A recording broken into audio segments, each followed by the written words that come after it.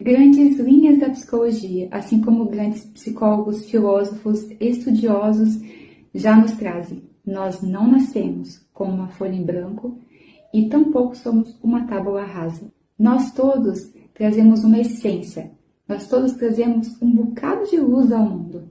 E se você pudesse descobrir e compreender essa luz que o seu filho e a sua filha trazem ao mundo, antes mesmo deles começarem a expressá-la, para que você possa prever, já estar à frente, o amparando, porque você consegue compreender a linha de raciocínio que ele já traz pela essência que nós somos, que ele é.